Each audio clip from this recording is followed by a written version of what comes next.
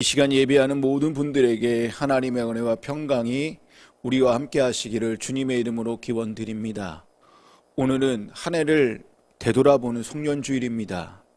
또한 올해 마지막 주일이기도 하죠. 여러분, 마지막이라고 하니 뭔가 모르게 울컥하는 느낌입니다. 또한 마지막이라고 하니까요, 끝났다, 끝맺음 또는 매듭짓기라는 말이 떠오릅니다. 개인적으로 마지막이라고 생각하니까 후회라는 단어와 잘못이라는 단어가 떠올랐습니다. 올 한 해 내가 잘 살아왔는지, 올 한 해 무엇을 하였는지, 올 한 해 동안 주님의 길을 걸어온 삶에 대하여 부끄러움이 없는지 생각해 보니 그저 후회스럽고 잘못한 것밖에 없다는 생각뿐입니다. 그래서 올 한 해를 한마디로 요약해 보면 저의 삶은 갈팡질팡이었던 것 같습니다.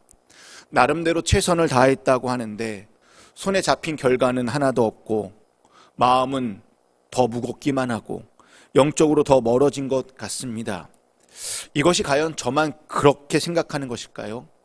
다른 사람들은 어떨까 했더니 저와 비슷한 생각들을 하시는 것 같습니다. 한 주간 설교 말씀을 준비하면서 묵상하면서 보냈는데 묵상하면 묵상할수록 저에게 이런 마음이 들었습니다. 괜찮아, 애썼어, 내 앞에서는 다 괜찮아. 그러면서 한 찬양을 이번 주에 정말 열심히 들었습니다.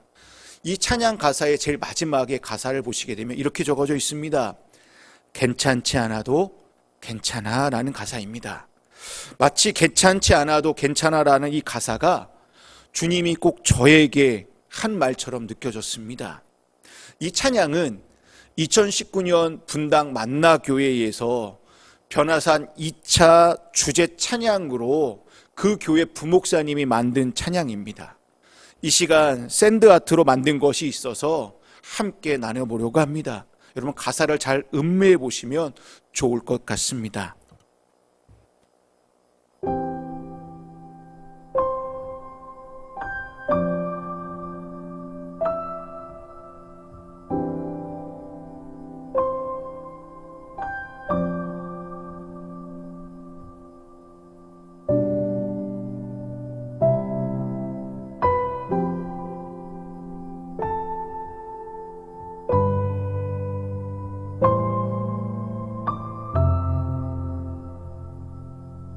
주 나를 아시죠. 깨진 나의 모습도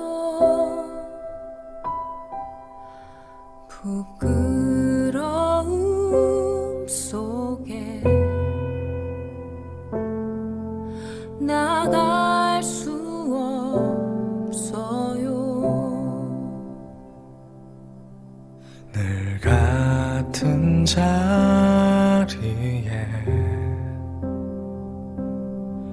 계시는 나의 주님, 이제 다 괜찮아. 주가 말씀하시네. 자꾸 넘어져도 걱정하지 마. 지쳐 쓰러져도 슬퍼하지 마. 내 삶을 향한 나의 사랑이 지금 너와 함께 있으니 막막한 시간 속 아파할 때도 조각난 내 삶이 초라할 때도 괜찮아. 내가 여기 있으니 조금 힘들어도 괜찮아. 괜찮지 않아도 괜찮아. 괜찮아.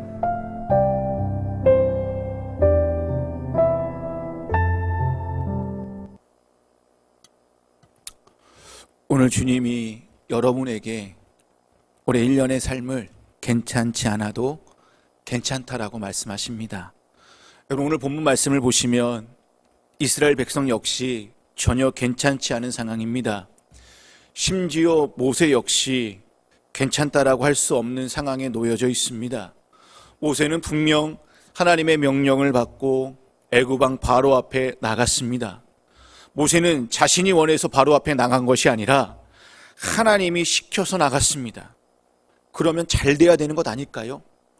내 의지가 아닌 하나님의 명령에 따라 내가 바로 앞에 나갔으면 뭔가 이루거나 뭔가 성취해야 되는데 오히려 그렇지 않았다라는 것입니다. 내 뜻과 내 의지가 아니라 하나님이 시켜서 나갔는데 그럼 일이 잘 돼야 되는데 오히려 더 큰 시련만 겪게 됩니다. 우리도 어떤 선한 목적이나 선한 뜻을 가지고 주의 일을 시작하려 해도 잘 안 되는 경우가 종종 있습니다. 그런 경우 기도가 부족했나? 주님의 뜻대로 하지 않았나? 내 생각이 너무 앞섰나? 이런저런 생각을 하다가 주님께 더 기도를 합니다. 그럼 잘 되나요? 잘 될 수도 있지만 이러한 과정 속에서 자기 자신이 신앙적으로 더 견고해졌다는 것을 발견하게 됩니다. 설령 안 됐다고 하더라도 이렇게 고백합니다. 모든 것이 다 은혜였어라고요. 나를 나답게 만들었다라고 고백합니다. 그리고 내 삶에 당연한 것이 하나도 없는 것 같다고, 이 모든 것이 은혜였다라고 찬양하게 되는 것입니다. 여러분, 모세 자신만 어려움을 겪었으면 어느 정도 이해할 수 있지만 모세 때문에, 이 자신 때문에 이스라엘 백성 전체가 어려움에 놓이게 됩니다. 바로 왕은 이스라엘 백성에게 더 큰 노동을 강요했습니다. 벽돌을 쉽게 만들게 하는 지푸라기조차 그들에게서 뺏어버렸습니다. 이스라엘 백성들은 이거에 대하여 항의하거나 반항하였는데 항의하거나 반항하는 자들을 바로 왕은 매소 다스렸습니다. 이렇게 되자 이스라엘 백성들은 모세를 향하여 원망과 불평을 다 쏟아놓습니다. 심지어 욕이란 욕은 다 합니다. 이때 모세의 심정은 어땠을까요? 이때 모세의 가슴은 어땠을까요? 갈기갈기 찢기듯이 아팠을 것입니다. 그래서 모세가 하나님께 이렇게 원망 섞인 호소를 합니다. 22절, 23절 말씀입니다. 이 말을 듣고서 모세는 주님께 돌아와서 호소하였다. 주님, 어찌하여 주님께서는 이 백성에게 이렇게 괴로움을 겪게 하십니까? 정말 왜 저를 이곳에 보내셨습니까? 제가 바로에게 가서 주님의 이름으로 말한 뒤로는 그가 이 백성을 더욱 괴롭히고 있습니다. 그런데도 주님께서는 주님의 백성을 구하실 생각이 전혀 하지 않고 계십니다라고 대들면서 하나님께 하소연하고 있다라는 것입니다. 여러분, 출애굽은 크게 보면 하나님의 구원 역사입니다. 하지만 모세와 이스라엘 백성에게는 출애굽은 무모한 도전일 수 있습니다. 여러분, 이스라엘과 이집트, 히브리 사람과 이집트 사람, 또는 모세와 바로 어느 하나 이길 수 있는 구조가 아닙니다. 더더욱 이스라엘 백성들은 노예입니다. 430년 동안 종살이하였던 노예였습니다. 여러분, 노예가 무슨 힘이 있어요? 노예가 무엇 가진 것이 있다고 해서 이스라엘과 당당하게 맞서서 출애굽할 수 있겠습니까? 그 단적인 예가 이스라엘 백성들이 출애굽하여 홍해 앞에 놓이게 됩니다. 뒤에는 이스라엘 군대가 철병거 600대, 오늘날로 말하면 탱크가 600대가 뒤를 쫓아오고 있는 상황 앞에서 이들은 벌벌 떨기만 합니다. 그리고 모세에게 가진 원망을 다합니다. 출애굽기 14장 11절 12절 말씀입니다. 이집트에는 묫자리가 없어서 우리를 이 강야에다 끌어내어 죽이려는 것입니까? 우리를 이집트에서 끌어내어 여기서 이런 일을 당하게 하다니 왜 우리를 이렇게 만드십니까? 이집트에 있을 때에 우리가 이미 당신에게 말하지 않았습니까? 강야에 나가서 죽는 것보다 이집트 사람을 섬기는 것이 더 나으니 우리가 이집트 사람을 섬기게 그대로 내버려 두라고 하지 않았습니까? 라고 그들은 원망하고 있었다라는 것입니다. 여러분, 아무리 생각해봐도 출애굽을 한다라는 것은 이스라엘 백성에게는 무모한 도전일 수밖에 없습니다. 출애굽을 한다, 새로운 땅으로 간다, 이 모든 것은 무모한 상상의 날개일 뿐입니다. 이것을 바로왕이 누구보다도 잘 알기에 17절에 이렇게 얘기하고 있습니다. 비꼬듯이 얘기합니다. 이 게을러 터진 놈들아, 너희가 일하기 싫으니까 주께 제사를 드리러 가게 해달라고 떠드는 것이 아니냐라고요. 여러분, 이 말씀은 바로왕이 이스라엘 백성들을 조롱하는 말이에요. 너희는 나의 노예야. 너희는 나의 종일 뿐이야. 너희에게는 자유가 하나도 없어. 정신 차리고 가서 일이나 해라는 말이에요. 여러분, 개역 개정을 보시게 되면 게르다라는 말이 2번이나 언급되고 있습니다. 무슨 말입니까? 이스라엘 너희는 기본적으로 알아서 하는 것이 하나도 없는 애들이야. 본래 너희는 가진 것도 없고 힘도 없는 것들이 너희가 주께 예배한다고? 지나가는 개가 없겠다. 지금 너희가 지금 너무 배가 부르지? 시간이 남아 돌지? 얼마나 할 일이 없으면 나 앞에서 예배를 드린다고 그래? 내가 더 많은 일을 줘야 되겠구나 라고 이렇게 조롱 섞인 말이 오늘 17절 말씀이에요. 그럼 바로왕은 이스라엘 백성이 노예이기에 노예 근성에 사로잡혀 있다는 것을 누구보다도 잘 알고 있습니다. 여러분, 노예의 특징이 무엇입니까? 노예는요, 그냥 포기한다라는 거예요. 희망을 품지 않습니다. 그들에게는 미래라는 것이 없습니다. 그들에게는 새로운 것을 꿈꾸지도 않아요. 그저 하루하루 살 뿐입니다. 그저 익숙한 것을 하며 적당하게 살아가는 자들이 노예예요. 근데요, 세상도 우리를 그렇게 만들고 있다는 겁니다. 마귀는 우리 귓가에 늘 속삭이듯 이야기합니다. 그냥 지금의 자리에서 안주하며 다른 사람들처럼 적당하게 살아가라고. 주께서 주는 소망, 희망, 비전, 이것은 너무 먼 이야기니 그냥 그렇게 살면 돼. 그냥 적당히 살아. 너무 앞서려고 하지 마. 너무 주님의 뜻대로 살려고 하지 마. 그럼 너만 손해봐. 그럼 너만 뒤처져라고 마귀는 나의 귓가에 대고 계속 속삭이고 있다라는 거예요. 이렇게 보면 우리도 세상 속에서의 현대판 노예 근성을 가지고 사탄의 종노릇하며 사는 줄 모릅니다. 주님은 이런 자들에게 뭐라고 얘기합니까? 희망을 주겠다고 얘기합니다. 꿈을 주겠다라고 얘기해요. 미래를 주겠다라고 말씀하고 있습니다. 그리고 그들에게 자유를 주겠다라고 얘기하고요, 자신들의 이름으로 된 땅을 주겠다라고 말씀하고 있습니다. 그리고 마음껏 하나님의 백성으로 예배할 수 있게, 예배하며 살 수 있게끔 만들어 주겠다라고 주님은 말씀하고 있다라는 것입니다.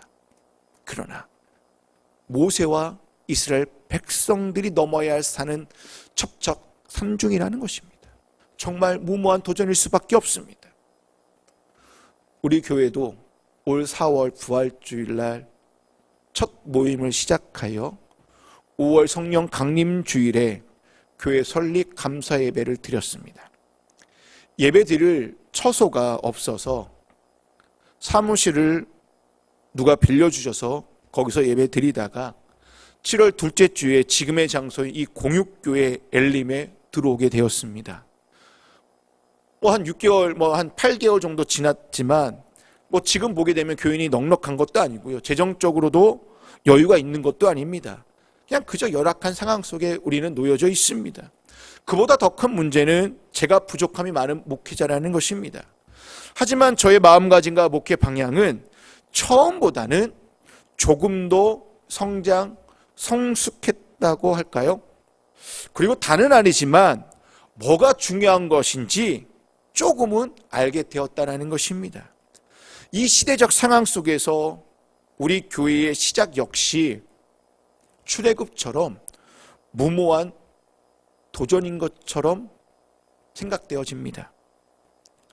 제대로 준비되지 못한 이 부족한 종의 이 무모한 도전으로 인해 함께 하시는 분들이 이스라엘 백성들처럼 더 큰 아픔을 겪고 있는 것 같아서 늘 죄송한 마음뿐입니다.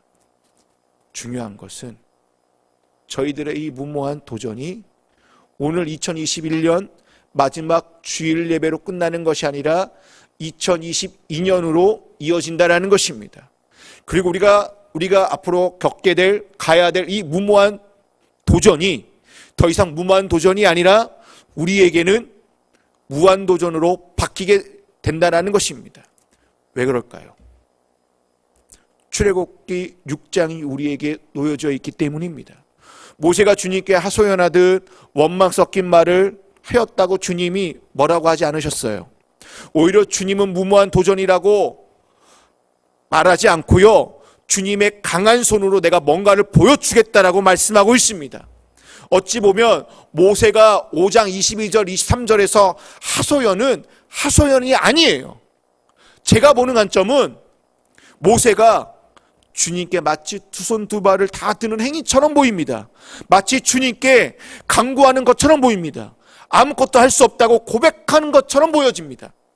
그러자 주님이 직접 내가 일하심을 보여주겠다라고 1절에서 말씀하고 있습니다. 더 이상 출애굽은 무모한 도전이 아니라 이스라엘 백성들에게 현실 가능한 스토리가 되겠다라고 1절에서 우리에게 가르쳐주고 있다는 것입니다. 1절 말씀을 보실까요?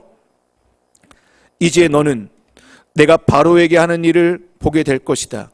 틀림없이 그는 강한 손에 밀려서 그들을 내보내게 될 것이다.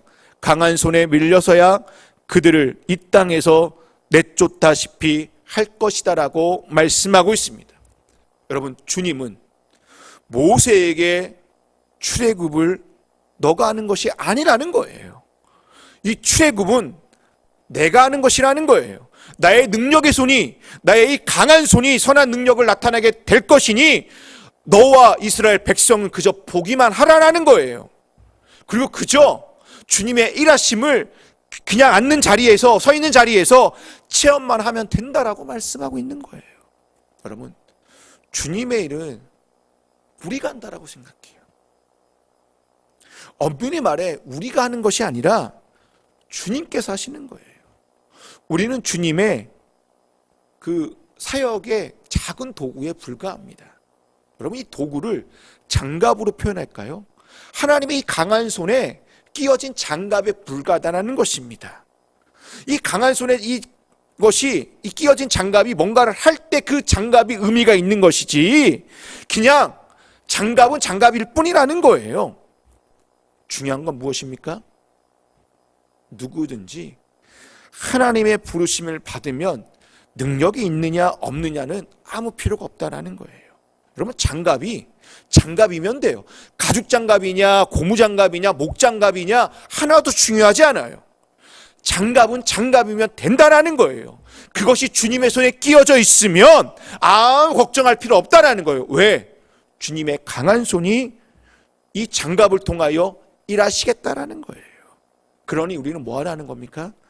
주님의 역사하심을 목격하고 그 삶 속에서 그것을 고백하고 주변 사람들에게 증언하면 될 뿐입니다. 여러분, 올해 우리가 이 부분이 부족하였다면 내년에 이 부분을 더 열심히 내어 내 삶 속에서 주님의 역사하심을, 주님의 일하심을 내가 목격하고요, 고백하고 증언하면 됩니다.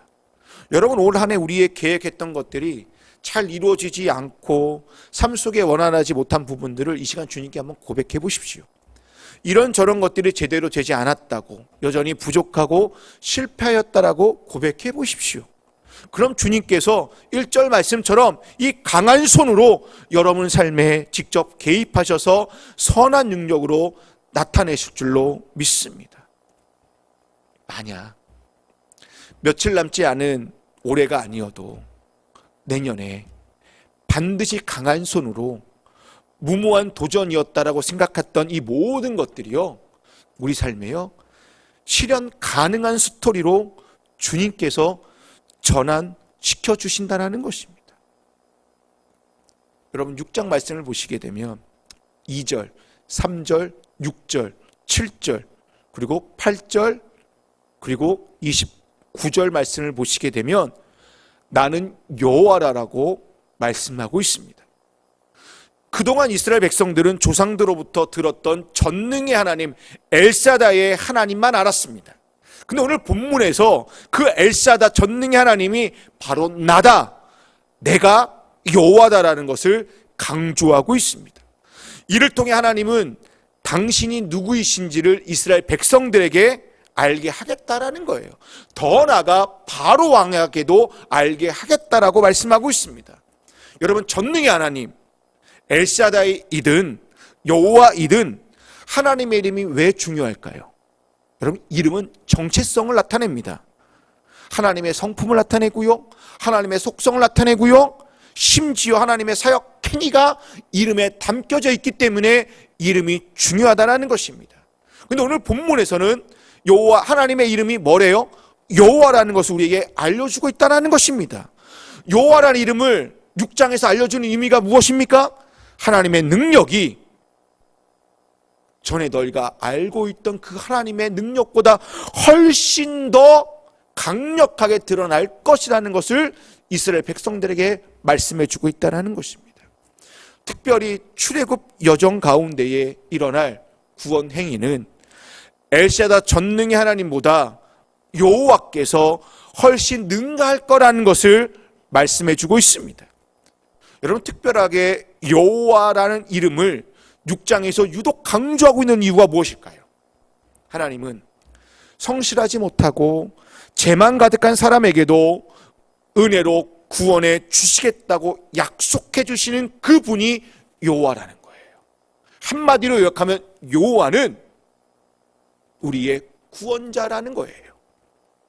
여호와는 한번 약속하신 것을 틀림없이 이루어 주시고만은 신실하신 믿을 만한 하나님이라는 사실을 우리에게 알려주고 있고 강조하고 있다는 것입니다. 여러분 당시 이스라엘 백성들은 하나님이 능력이 많은 엘로힘의 하나님 또는 전능의 하나님으로만 이해했지 여호와 하나님으로는 잘 알지 못했습니다. 그들은 출애굽을 하기는 했지만 광야 생활 내내 불안했고요, 조금만 어려움이 생기면 금세 모세 심지어 하나님 앞에 나아가 의심했고 온갖 불평과 욕이란 욕은 다 했습니다. 심지어 가나안 땅을 바라보면서도 그 땅에 들어갈 수 없음을 그들은 늘 낙담하면서 부정적으로 가나안 땅을 바라봤다는 것입니다. 왜 이들이 이렇게 자주 낙심하고 의심한 이유가 무엇일까요? 간단합니다. 내가 구원받을 자격이 없다라는 거예요. 나에게는 그 구원이 해당되지 않을 거라는 그 생각에 사로잡히다 보니까 약속이든 가나안이든 자꾸 바라본다 할지라도 저건 나랑 상관없는 일이야. 그러니까 내 삶이 낙심할 수밖에 없다라는 거예요. 그들은 여호와라는 이름을 들은 적은 있지만 그 뜻이 하나님이 한번 약속하신 그 약속은 상대가 어떠한 삶을 살고 어떠한 죄를 짓고 어떠한 삶에 놓여 젖어 있든 간에 내가 그것을 책임지고 이루실 분이라는 사실을 하나님은 이스라엘 백성들에게 뭐하고 있다는 거예요? 가르쳐주고 있고 말씀하고 있고 이적을 통하여 출애굽의 구원 사건을 통하여 끊임없이 보여주고 있는데 이스라엘 백성들은 여전히 이해하지 못하고 있다는 것입니다. 본문이 말하고자 하는 그 여호와는 무엇입니까? 내가 약속한 대로 분명히 구원을 주마. 바로가 어떻게 해도 너희가 어떻게 해도 나는 내가 약속한 대로 바로를 굴복시킬 것이다. 너희를 건져낼 것이다. 너희를 구원할 것이다. 나는 여호와이기 때문이다라는 것을 말씀하고 있다는 것입니다. 이 부분을 좀 더 쉽게 이해하기 위하여 영어 성경을 보면 I will이라는 표현을 무려 7번이나 사용하고 있다는 것입니다. I will, 이 말의 의미가 무엇입니까? 하나님께서 직접 행동하시겠다라는 거예요. 하나님께서 직접 이루시겠다라는 의미입니다. 고로 여호와는 성취하신 하나님이라는 의미를 담고져 있습니다. 또한 여호와는 인도하시고 역사하시며 주관하시는 하나님이라는 의미도 담겨져 있습니다. 이런 여호와께서 모세와 이스라엘 백성과 함께 하시겠다라고 말씀하고 있습니다. 이렇게 말씀하신 여호와께서 무모한 도전처럼 보이는 이 출애굽을 실현 가능한 스토리로 보여주겠다라고, 아니 약속하고 있다라는 것입니다. 여러분, 올 한 해 우리의 삶 속에 여호와께서 역사하신 일들을 한번 생각해 보세요. 무엇이 있었는지 곰곰이 생각해 보시기 바랍니다. 올해 1년 역시 코로나로 인하여 다들 힘들었습니다. 국가 경제나 시장 경제 다 어려워졌고요. 그 다음에 우리의 자녀들 역시 우리 때와는 다르게 더 힘든 삶을 살고 있습니다. 세상의 흐름을 쫓아가지 못해서 힘드셨나요? 경제적 어려움 때문에, 또는 몸의 질병과 아픔으로, 또 자녀들의 진로와 학업으로 힘드셨나요? 왜 나만 겪는 고난처럼 느껴지셨나요? 네, 그렇습니다. 나만 뒤처지는 것 같고요, 나만 실패하는 것 같고요, 나만 이 모양으로 사는 것처럼 느껴져요. 너무나 힘들고 그냥 자괴감만 듭니다. 당당하게 머리를 들지 못하는 것 같고요, 자신 있게 말을 못하는 것 같아요. 근데 중요한 건 무엇입니까? 여기서 한 가지 명심해야 될 것은, 그런 가운데 있는 나와 주님은 함께 하셨다라는 거예요. 내 삶 속에 임마누엘로 역사하셨다라는 거예요. 더 나락으로 떨어지지 않게 나를 붙잡아 주셨다라는 거예요. 더 낙심하지 않도록 다시 일어날 수 있도록 나의 손을 붙잡아 주셨고 나에게 용기를 주셨다라는 것입니다. 우리 교회 역시 저는 그렇다고 봅니다. 외적인 상황은 더 힘들어 보일 수 있어요. 오히려 교회를 교회답게 세우는 중이기에 저는 더 감사할 뿐입니다. 남들이 보기에는 뭐라고 할 수 있어요. 하지만 중요한 건 무엇입니까? 주님께서 주님의 이 강한 손으로 우리 교회를 붙잡고 세워가고 있다라는 사실입니다. 이것이 우리 교회만의 일일까요? 아니요, 여러분의 삶도 똑같다라는 것입니다. 남들이 뭐라고 하는 것이 중요한 것이 아니에요. 내 눈으로 볼 때 아닌 것 같다고 실망할 필요도 없습니다. 주님께서는 여러분의 삶을 강한 손으로 붙잡고 계시다라는 것입니다. 여호와 하나님께서 여러분의 삶을 세워 가신다라는 것입니다. 그리고 여러분의 모든 삶을 여호와께서 인도해 주시고 함께 해 주시고 우리보다 앞서서 일하신다는 사실을 이 시간 깨닫기를 소망합니다. 여러분, 이 놀라운 은혜의 하나님, 아니 여호와를 여러분 얼마나 알고 계십니까? 이 여호와 하나님에 대한 체험적 신앙을 여러분 갖기를 소망합니다. 여호와 하나님을 알고 믿어야 내 삶 속에 닥쳐올 고난과 연단 속에서도 좌절하거나 낙심하지 않고 흔들리지 않고 참 믿음과 참 소망으로 살아갈 수 있다는 것입니다. 그러니 여러분 삶에 무모한 도전처럼 보이는 것들 앞에서 더 이상 우리의 입술로 나는 부족해, 나는 불가능해, 나는 아무것도 아니야, 아무리 해도 결국 안 될 거야, 다 소용없어, 실패하고 말 거야 라는 말을 하지 마십시오. 그리고 스스로 포기만 하지 마십시오. 시도하지도 않고 도전해 보지도 않고 그만두지도 마십시오. 지금 무모한 도전처럼 보이지만 주의 강한 손이 전능의 하나님께서, 아니 여호와께서 함께 하신다면 더 이상 무모한 도전이 아니라 무한 도전으로, 그리고 실현 가능한 스토리로 바꿔 주실 줄로 믿습니다. 이것을 깨닫고 고백하고 체험하는 것이 2021년 마지막 주일 우리가 해야 할 일입니다.